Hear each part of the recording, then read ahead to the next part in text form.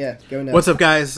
This is Dave. We're joined by my good buddy Andrew Volpe, who, to discuss Annihilation. Both really enjoyed the film, I think, probably. We both read the book, so we both have some weird perspective on what the hell's going on. I'm very happy that the movie very little resembled the book. I don't know. I think a lot of the book fan, is it the Southern Reach trilogy? Is that what it's called? Like, I really... Yeah, I believe, and I think the author is Jeff Vandermeer, something like that. Yeah, so I mean, I just recently read it because I think we had talked.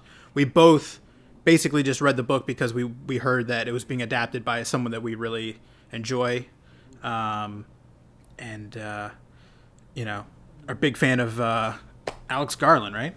Alex, is that... Yeah, I mean, he's like one of the few guys you can be like, I like all of the books that he writes and the screenplays that he does, and now all the movies that he's directing. Like, it's nice to see the progression of his career. Yeah, it's interesting because I think you and I went when we were youngins back in the day to go see 28 Days Later. I think we went to go see that somewhere around Tyson's in Virginia. Is that right? Yeah. I remember that was definitely one of our big early high school cult films and stuff. I always felt like, some of Danny Boyle's best films were collaborations between him and Alex Garland. Like, they did 28 Days Later. They did Sunshine, which I think is like a very underrated movie. Mm-hmm. I think it's called Sunshine. But that was like Danny Boyle's like weird space existentialist drama. Like that seems to be a reoccurring theme with Alex Garland, is they're always like kind of some sort of genre, like they're like adventure or horror or sci-fi or something, but like there's some sort of like existentialist bent to a lot of them, and I feel like this is probably maybe what attracted him to adapting that book. Yeah, it's because I've read the book, but he didn't write. He wrote the screenplay, but he didn't write the book, I believe, right?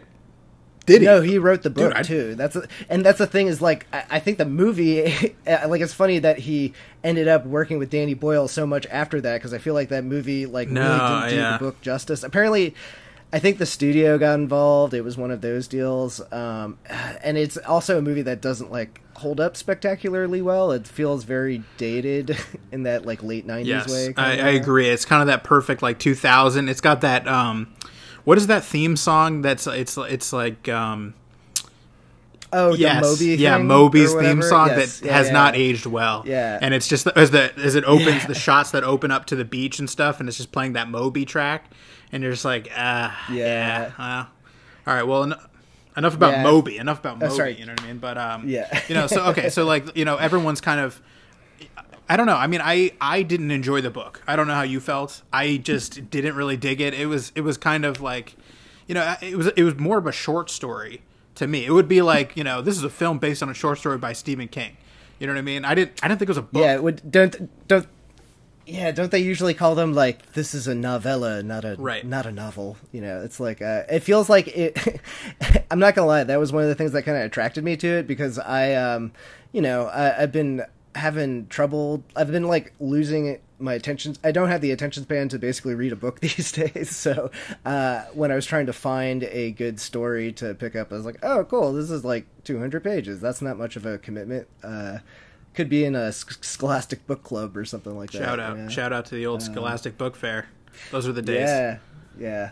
Goosebumps. I don't know. I don't know if kids still have those, but they're missing out if not. I don't know if kids even read physical books anymore. Do they? I don't know. It's all audiobooks. Well, enough about the sad generation we're living in. What did you think? Right. All right. So how did you feel about the book? So the thing was, because like, we both had the same motivation. We were like, oh, cool, Alex Garland's adapting this book. We should check out this book. So I kind of had...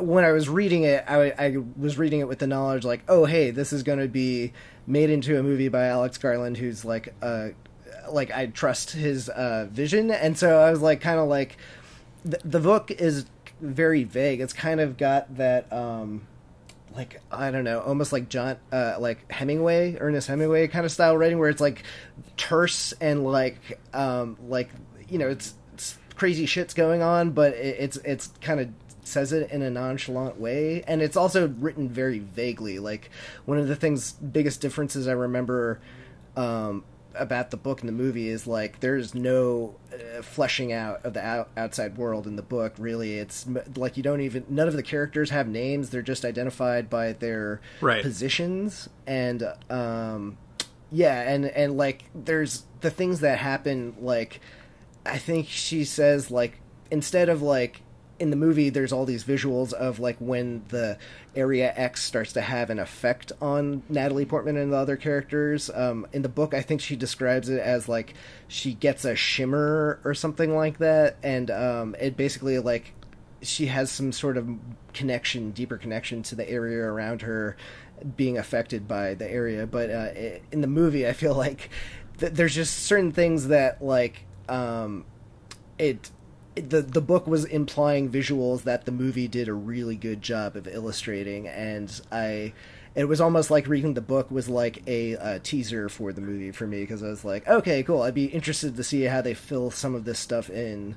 If I was just reading it on its own, I would have liked it enough as a weird kind of just sci-fi writing exercise, but I do feel like I honestly had to kind of, like, do a quick glance over the Wikipedia page again to remember the book, because I only read it like a year or two ago, and I like, big chunks of it kind of slipped away because I think so much of it was written. What if I told you that I just finished reading it, like, last week, and I still had to go back and read the Wikipedia page to understand what the hell happened? Right. I was like, whoa, like, because I became numb to it. It's written in a style that I would describe as almost overtly vague to the point of lazy, because it just doesn't let you, I mean, it asks so much of you, the reader, to kind of, like, figure this out, because I didn't mind, the anonymity of some of the characters and things like that. I didn't mind that, that I was like, oh, that's kind of an interesting take. That's smart. It's like Mr. Pick. Yeah, that, like, they do that for, it's like style choice usually. I didn't mind it. But and that's I found the book to be, it was the hardest 200-page read or whatever. You know what I mean? I was like, what's going on here? Yeah. Well, I think because I started the second book, and I think it starts being a little bit more straightforward. You probably got some notes, right? Oh, well, I think I noticed, I'm not entirely sure, because I only made it, like, the first, like, 50 pages into the second one, but I think they took the interrogation aspect that they kind of put into the movie. I think I remember the opening scenes of the second one, like, Natalie Portman's character is being asked about what happened in the first book. So I think apparently the second book wasn't even out yet when he started writing his draft, but I wonder if maybe he, like, cherry picked that idea from the author. I'm sure they talked a lot.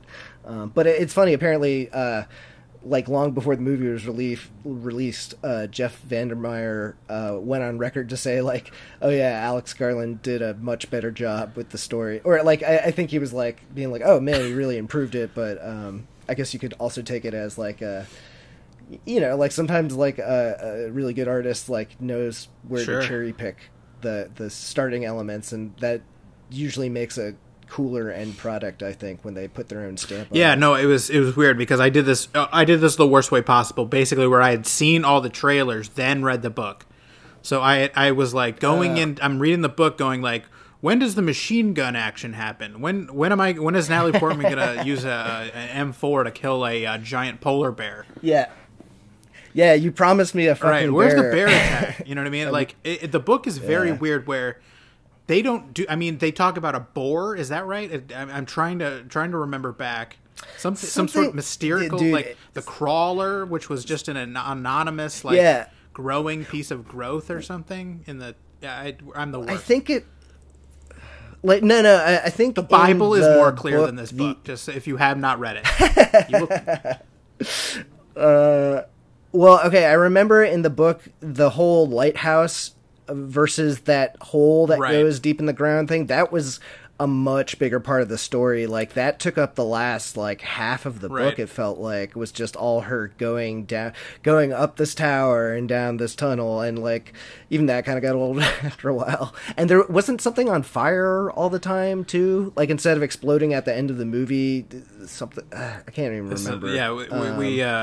This is a testament to the book. I could tell you things that happened in a Young Jedi Academy book that I read when I was, like, 11.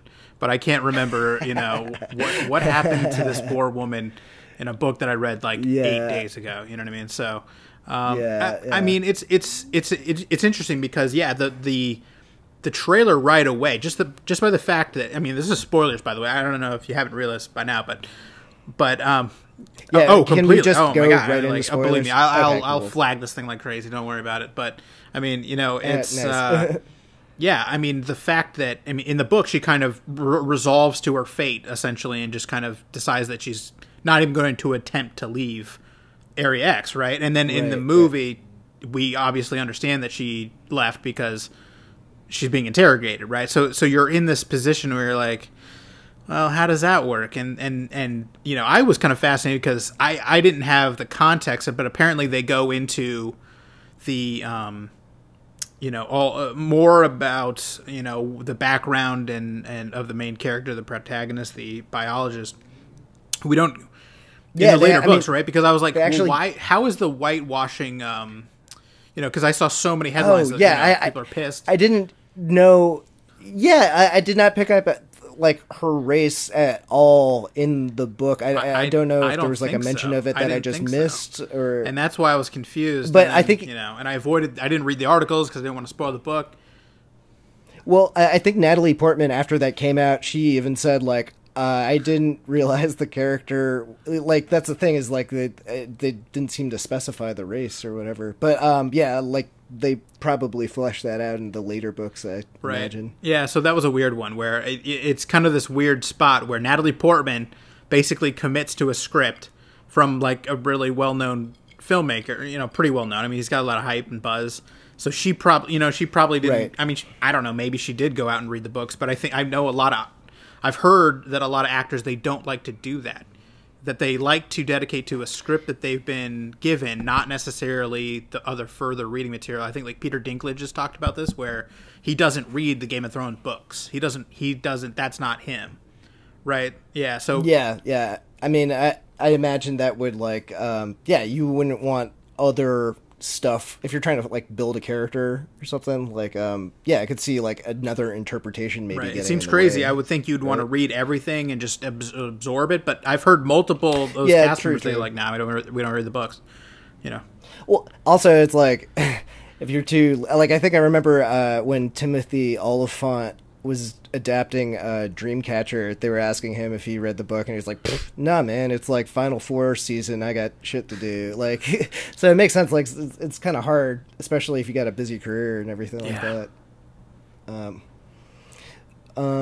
But yeah, so I agree though. I feel like all the stuff they added, especially like fleshing out the world and everything, like it gave the story way more momentum than the book itself actually had. And they kind of added, like, in the book, the husband returns and he doesn't remember how he got there and all that shit, but he dies pretty quick, and they kind of just mention it offhand, like he died, like, he died later. Right. But in the book, they kind of make it like a ticking clock a little bit, like they're like, oh, he's dying. They give her motivation for why she's behaving, like why. That was one problem I kind of had in general, was like in the book, was like, why are so many people volunteering for certain death? It's like, oh, like 12 other troops went in here and they all died, but we're gonna be the lucky ones, guys. I got that lottery ticket. Because in the movie, do they discuss about all of the? Because in the book they talk about how, they've been told their expedition, 12, something like that? Is that right? That they're 12, but then she comes to realize that there have been, like, way more than 12. Yeah, like, they make it sound like it's, like, 100 or some crazy shit. I mean, I don't know how much I can't remember, to be honest. No, go ahead. But I did... I was going to say, are you upset that you didn't get a satisfaction out of the her screaming Annihilation? That was actually the one part I didn't like because in the movie I thought the book? The whole Jennifer. That was the one probably aspect I thought was cool in the book that they didn't really put in the movie. Like Jennifer Jason Leigh's wrap up at the end where she has the speech and she says Annihilation, then she just kind of like dissipates into nothing. That felt a little rushed and tacked on to me. Whereas in the book, I had totally forgot this till I read the Wikipedia page, but I thought it was cool that it turned out she had been hypnotizing the other crew members, and like Annihilation was apparently the code word for you to kill yourself, and it didn't have an effect on the character because the area shimmer X got had to her. Made her right. So I thought that was a great little – tidbit in there that's the name of the book. That's the whole thing. It's a trigger word to cause mass suicide. Right. I thought that was pretty fun. And all right. So what did you think of the whole the insanity? I guess the last, is it 10 minutes? I don't know. I had a fever dream in the middle of it. I was like, oh, what's going on? The whole Kubrick-esque kind of like final scene with the the glowing orb and all that craziness. Yeah, what doppelganger. So am I supposed to believe that was her? So Ventress was in her alien form when she implodes, or was that her human form that was becoming that? I was very confused. I was like, well, where? Well, like that's the interesting thing about this story is I feel like it's got such a.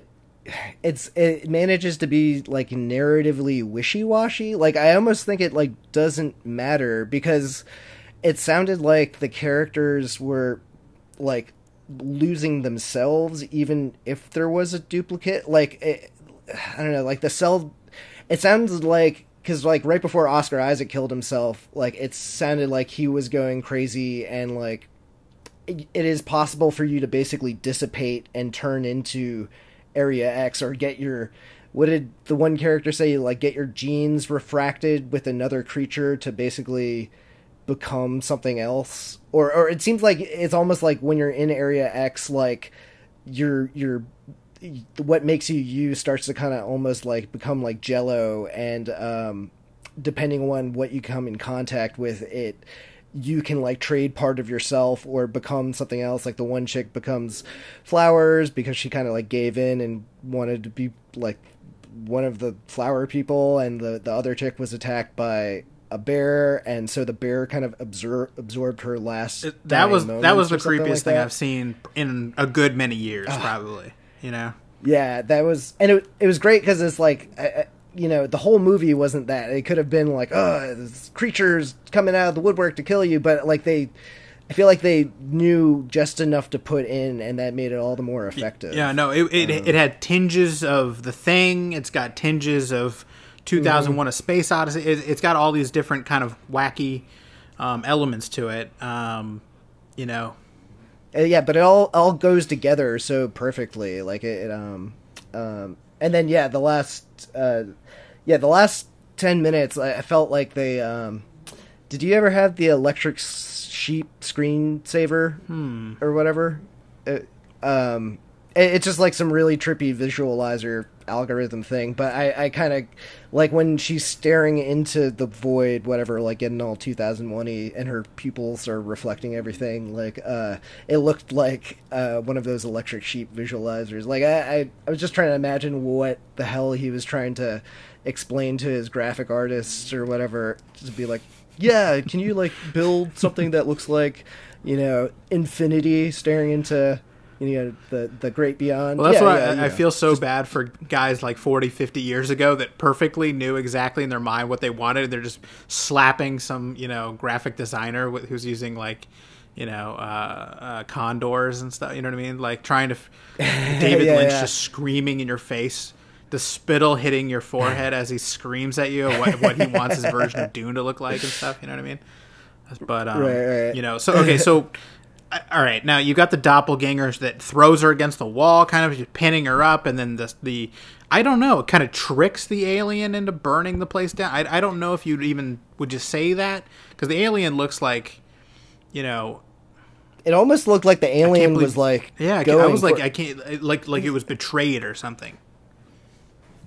Yeah, like I feel like there's some sort of thematic significance to that I don't quite entirely have a grasp on. Like something about like, you know, your doppelganger, like, and like that whole fight was her own fault because the doppelganger wasn't, you know, the doppelganger doesn't have an intent. It just mirrors whatever you're doing. So if she tried to throw a punch at it and she ended up punching herself, she tried to escape the door and ended up almost crushing herself.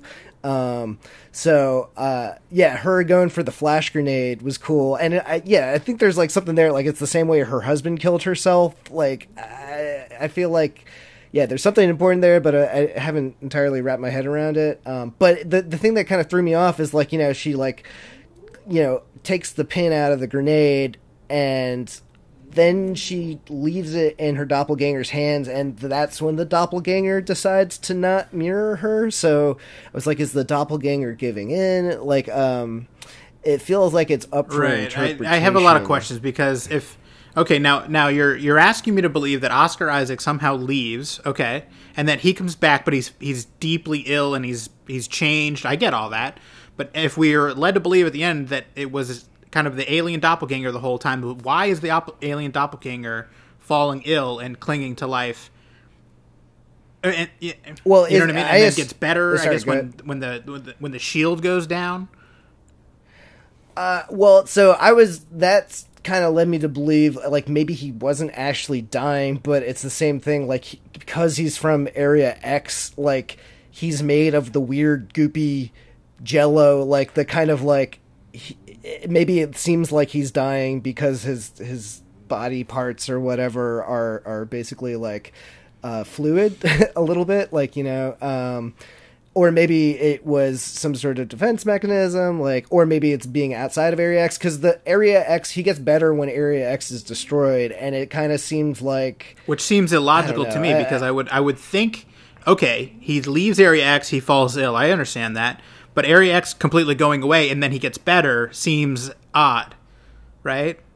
Yeah, so is it almost like Area X, they take the piece of Area X that survived with them? I don't know. I will say that is the one part, like, I didn't totally like the fact that Area X just, like, burned immediately after the doppelganger goes into the heart of it, or what, you know, whatever the hell happens when the lighthouse explodes. Like, I thought I kind of wished that it had remained, and that, like, you know, you kind of just leave it open for interpretation, because it feels like that felt like it wrapped up like real yeah quick. it was strange, because I also found it odd that the is it Chow from Doctor Strange, I can't remember the actor's name, but the guy who's kind of leading the interrogation / questioning, he goes, right. He seems excited to learn that it was an alien. Oh, thank goodness it was an alien. Yeah, what do you mean thank goodness? Yeah, you got real problems now. You got aliens. That's, you know, it's not just like some, bacteria, whatever. No, you probably have something that's designing your own, you know, fate. You know what I mean? That's not fun to learn, I would think, right? I don't know. Yeah, I'd imagine, it's bad no matter what the situation is. Well, at least if it's like, oh, man, a weird natural disaster, a meteorite, something or other, maybe we can work with that. But aliens, they're either, you know what I mean, like they're trying to change your. It's something we've literally never dealt with at all in the course of human history. I think he seems super excited to learn that. Like, oh, great, an intelligent, far superior species is trying to destroy us.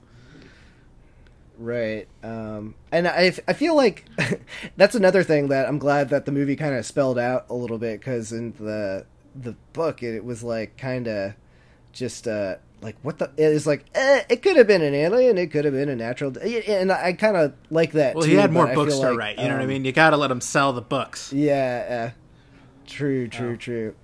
I'm not gonna hold Jeff's feet to the fire for that one. Yeah, it's you got a good thing, man. You keep on milking it. All right, what you got? Any final thoughts? You got any final gripes? You want to explain how any of this works to me? I mean, I'm still scratching my head trying to figure out what the hell happened. No, I kind of like that. You know, it seemed like the movie as a whole it struck a pretty good balance between, you know, like it's a fairly big movie, but like its intent, it's like going for something a little bit more like 2001-y, like just a few characters and like taking in moments. Yeah, it gives you moments to kind of take in the surroundings, but it sprinkles in enough like stuff like the bear scene and weird kind of like I think I heard one of my friends describe it as like H.R. Geiger meets Lisa Frank style art, where it's just like it's that weird squishiness of Geiger, but just super technicolor and like vibrant and everything like that. So I like, and then like just it going full 2001 in the last 5 minutes. That like I think it's cool that it manages to get like almost into weird avant-garde area, but like restrains itself enough to also be more straightforward genre feature. Yeah, and everything. I hope history will be kinder to it, because it made like $11 million this weekend. I know, that made me so sad. It didn't do well. I think Game Night beat it, which I also saw. Was that any good? I saw it because the directors are doing Flashpoint next, I think, is their thing. So it's a duo, cool. Kind of like Lord Miller. And right. It's it has its moments. It's kind of fun. It's goofy. There's some scenes in there that I thought were great, for just twisted, bizarre kind of reasons, you know what I mean, that I enjoyed. But I mean, it has it has its moments. Is it great? No. Does it deserve? I mean, it plays to the masses. You know what I mean? There's some very lowbrow kind of like I found myself cringing at at some of the stuff that was getting like real belly laughs from sort of the mouth breathing crowd that I was surrounded by. You know what I mean? But it's go check it out. I mean, I have Movie Pass, so I basically go like, well, this will be today's movie or something. You know what I mean? So I don't have to like. It's like you can give it all a shot because you don't have to, Netflix for theaters, right? Is that how they pitch it? Yeah, and I yell at Nick. I'm like, Nick, just get a freaking Movie Pass. He's like, oh, I got to find a time. I got to find a theater. And so I'm like, just get I'm not shilling for Movie Pass, but it's pretty incredible. You know what I mean? I was going to say that they should be. I'll give you a free plug. Movie Pass, hook a brother up. You know what I mean? But right. Hey, I'm enjoying my role as a bargaining chip between Movie Pass and the corporate overlords at AMC and stuff. So whatever, however it goes, you know what I mean. It is weird though. You did start to see kind of they're punishing theaters by not. Basically, what they did was they aren't letting certain theaters show Black Panther. So that's how they're punishing the chains. Yeah, so they pass the savings on to you when you get to the theater and go, what the hell? You know what I mean? Because you just didn't even think that was a thing. And they're like, well, here's what we're going to do. We're going to just turn all these people off to the biggest movie of the year. How's that sound? AMC. You know what I mean? So that's how. Yeah, it's dude. They're. I mean, you know what I mean? It's a ruthless business. So that's how they're. It's like. Yep, we're just kind of in the middle, you know what I mean, of it all. But hey, as long as I can go see these movies for pretty cheap, I'll just. I don't give a fuck. Just give me my superheroes and Jedis and whatever. No, big movie. Absolutely, and I'd like to say as we bring up Jedis that I still have Garland has not yet Ryan Johnson to me. Where I still have faith in Garland moving forward. So I can't wait for him to get a Star Wars movie so he can disappoint me. Oh, Christ, yeah. I hope not. No, I hope not. Give it time, man. This is only his second movie. So. Dude. I mean, I'm sure he'll pull the rug out from under me at some point. But, I'm glad the movie critically seemed to do well. It didn't get a great cinema score. I think it got like a C cinema score. Because of normies out there not showing it the love, weird. You know what I mean? Yeah, the last 10 minutes is probably going to freak some people out. That screaming bear is going to freak some people. I was like, why is this rated R? Oh, yeah, the horrible screaming bear. That is horrifying as she mauls a woman to death. The image of her when her jaw got ripped off. It was great because I was reading an article. I think it was on Entertainment Weekly, and it's like how they made the bear, and they joke like it was made by the same VX team that did Paddington. So they named the bear like Huggington or something like. So it has I can't remember what his name is, but it's something adorable like Paddington, but it's just this horrible nightmarish bear. You know what I mean? We've seen some pretty demented stuff in our day. That's right up there with some of the stuff in The Thing for me of like, yeah. It was just so, like, they did such a good job of, like, there was only, like, one light source in that scene for a lot of it. Like, it was very hard to see, so, like, they showed you just enough I was of it. bummed they showed a little bit too much in the trailer for me. Just a little... Yeah, the second trailer that came... The first trailer was great, because it was, like, vague and mysterious, and then the second one, it just, like, gives away way too much. Gotta sell those tickets. Well, you know? Yeah. Ain't that the way it goes? So, thank you guys for listening to our ranting and ramblings about this crazy film. We'll probably be back. You reading anything? I'm reading Ready Player One now so that I can get ready for that one. So get it together.